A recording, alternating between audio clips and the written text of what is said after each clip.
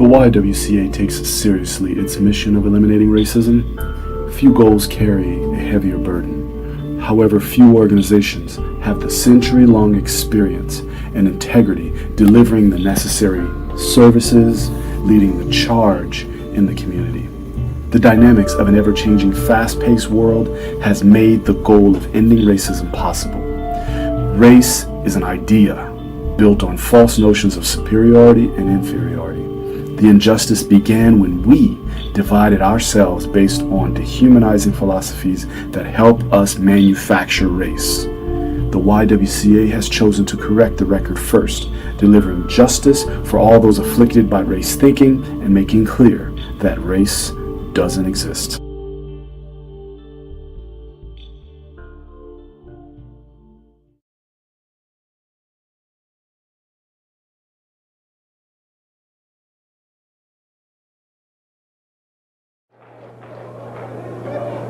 Who taught you, please, who taught you to hate the texture of your hair? Who taught you to hate the color of your skin to such extent that you bleach to get like the white man? Who taught you to hate the shape of your nose and the shape of your lips? Who taught you to hate yourself from the top of your head to the soles of your feet? Who taught you to hate your own kind? Who taught you to hate the...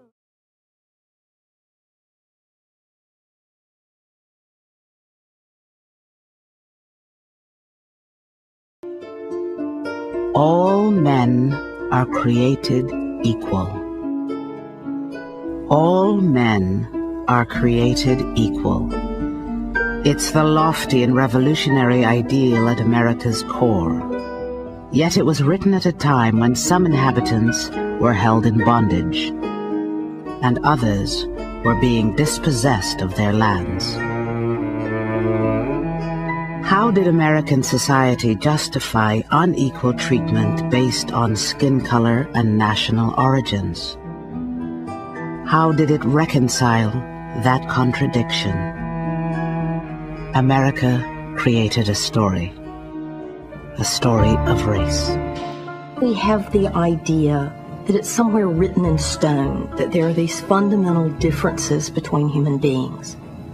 We don't realize that race is an idea that evolves over time, that it has a history, that it is constructed by a society to further certain... So there was no white race, but in the colonies of what would become the United States, what did we see in the 1660s, 1670s? We began to see that Africans of indentured servant status realized, as did the white indentured servants, the Europeans who hadn't even been called white yet, that they had a lot of things in common, like the fact that they were all getting their clock cleaned by the elite. And so they would get together, more than our history books taught us, to foment rebellion against the elite, to try to get a better deal for themselves on the basis of economic necessity and economic justice. And what did the elite do? When you see that you're outnumbered by black and white folks who are penniless, landless, peasants, you have to do one of two things. You either have to kill them all, but you can't do that because who's going to work? Rich folks weren't going to. They had to get poor people to work. The whole point was to be a person of leisure back in those days. That was the goal, was not to work. So you couldn't kill them all. You didn't want to kill them all. You have to do the work yourself. You have to build your own levee, build your own house. No. Pick your own tobacco. Harvest your own cotton. No, we're not going to do any of that. So you can't kill them, but you can co-opt them. And so the elite in Virginia, for example, in the colony, begins to give certain carrots to people of European descent, saying things like, you know, we're going to let you own a little land. Not much, but just a little. And we're going to get rid of indentured servitude. Now you're free labor. And by the way, once you're free labor, you get 50 acres of land. Just because you're free labor, see? So we're going to cut you in on this deal. We're going to let you enter into contracts. We're going to let you testify in court. And here's the best of all. We're going to put you on the slave patrol to keep those people in line, right? The idea was you're still going to get your clock cleaned. We still don't like you.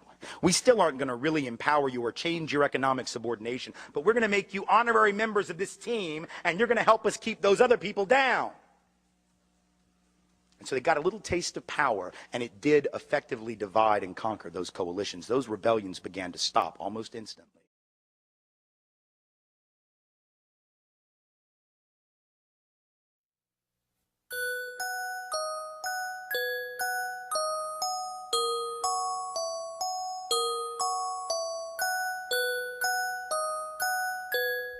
A is for Auntie, the oldest of all. She rocks all us children to sleep in her shawl.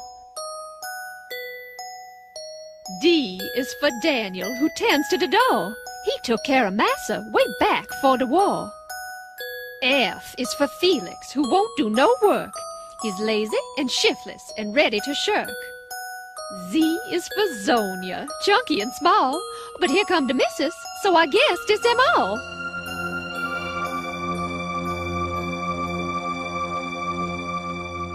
Listen, Mammy, that ain't no way to wash clothes.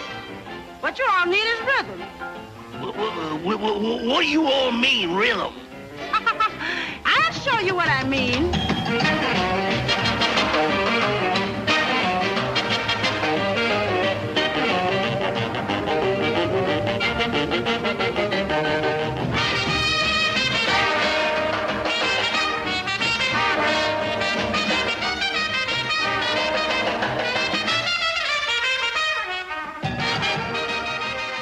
The mammy, the pickaninny, the coon, the sambo, the uncle. Well into the middle of the 20th century, these were some of the most popular depictions of black Americans. Rubbly up dub. She rubs and rubs her knuckles right on down to the nub, yeah. By 1941, when this cartoon was made, images like these permeated American culture.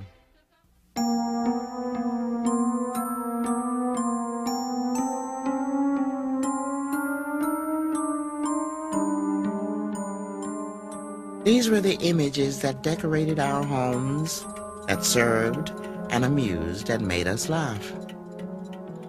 Taken for granted, they worked their way into the mainstream of American life. Of ethnic caricatures in America, these have been the most enduring.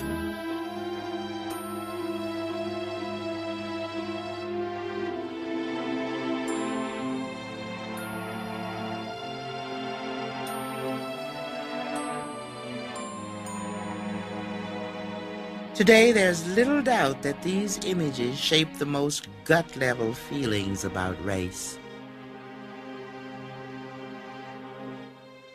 When you see hundreds of them in all parts of the country persisting over a very long period of time, they have to have meaning. They obviously appeal to people. They appeal to the creator, but they appeal also to the consumers, those who read the look at the cartoons or read the novels or buy the artifacts.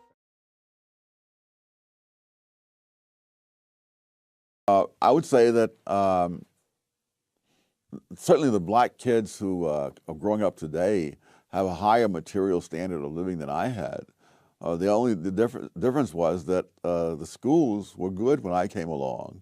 They were especially good in New York at that time, hard as that is to believe. But the kids who grew up in that same place where I lived, they will not get that same education. Now that can be blamed on somebody, but it has very little to do with what happened 100 or 200 years ago.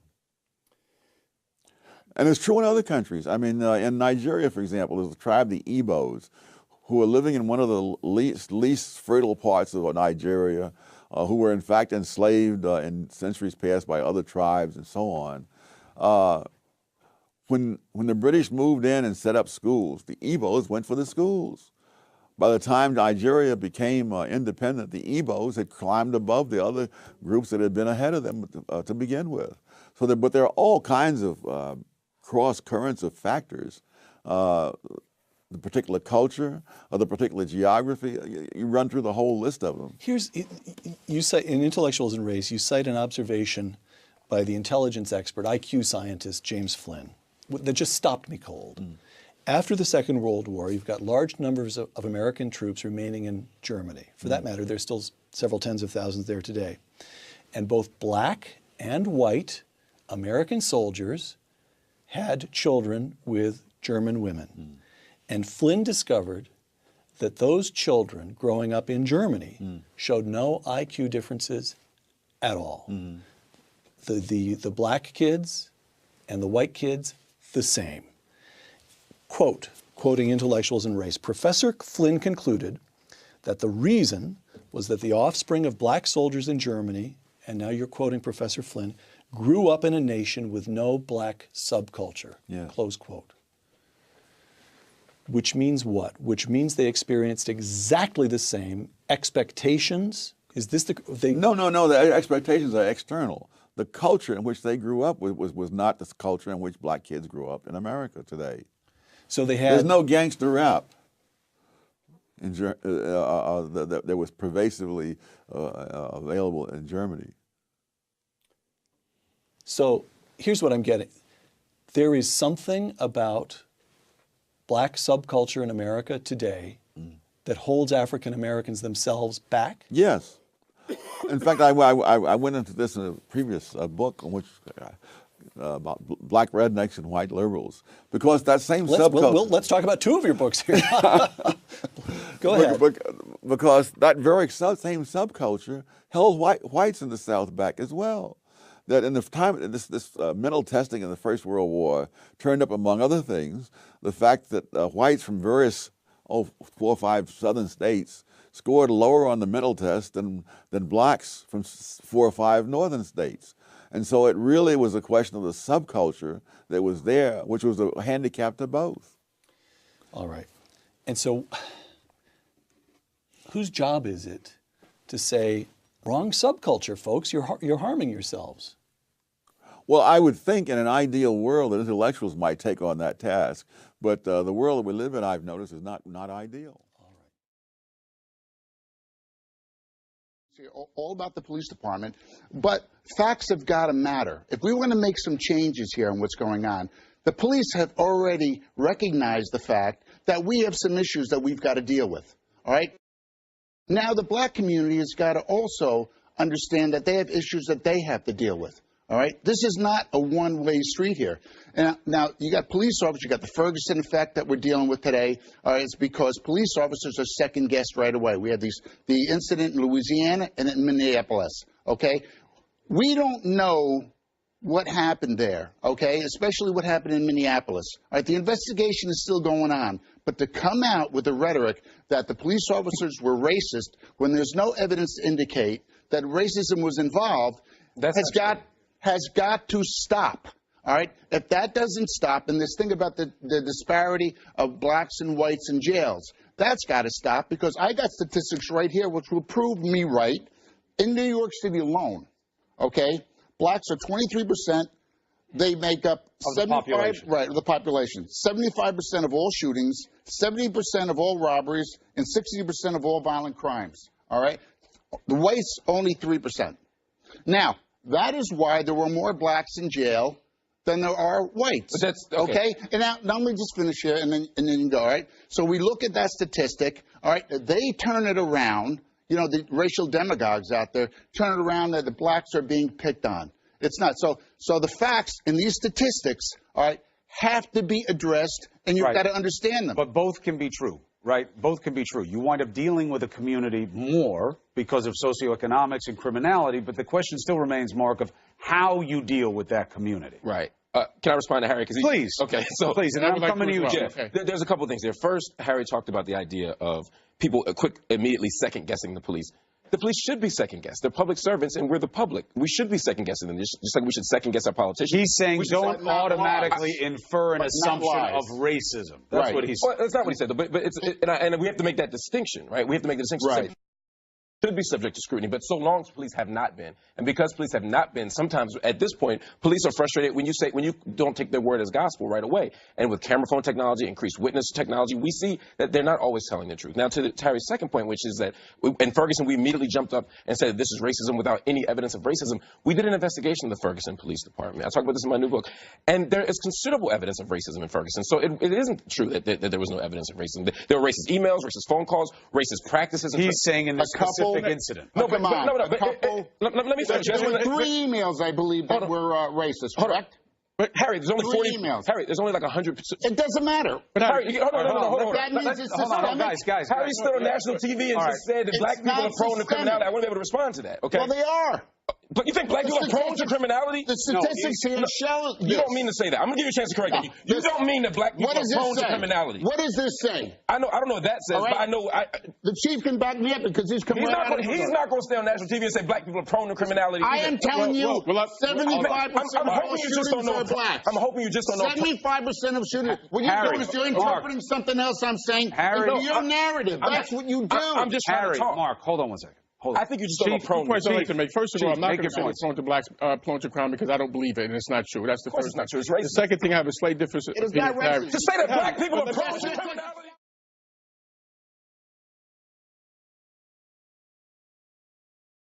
If you've ever heard someone say, but what about black on black crime? We've got you covered.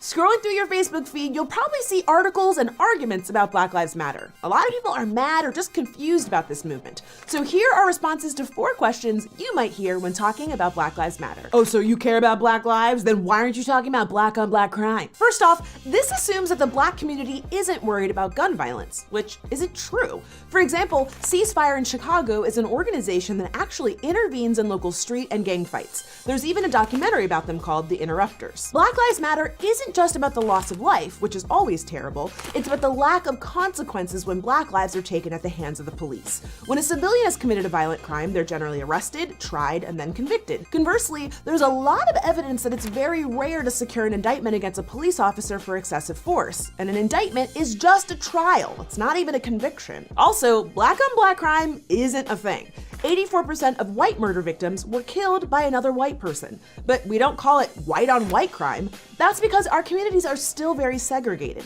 So if you have the misfortune of being the victim of a crime, the perpetrator will most likely look like you. So why do people always bring up black on black crime? Because it's a diversion. They're trying to prove black citizens don't have the right to be outraged about police violence because their communities have a crime problem. But the truth is, black people are not more violent or more likely to commit crimes than anyone else. The reality is, because of a history of institutional racism, black communities have higher poverty rates, suffer from poorly funded schools, and are more likely to be targeted by police. So are you saying blue lives don't matter? Of course the lives of cops matter. That's why if you kill a police officer, you are rightly arrested and prosecuted. But saying blue lives matter effectively lumps a profession in the same category as a marginalized group of people. Becoming a police officer is an occupation, it's a choice. It's not something you're born into. And most importantly, advocating for citizens is not anti-cop. The job of police officers is to protect and serve all communities. If that's not happening, we need to reassess and find a solution. So you're saying only Black Lives Matter? That's racist. We've talked about this before, but this movement is not saying Black Lives Matter more than anyone else's. It's saying Black lives should matter, but the way that our justice system, our media, and our police have been operating suggests that they do not. It's totally okay for a movement to focus on issues specific to one marginalized group.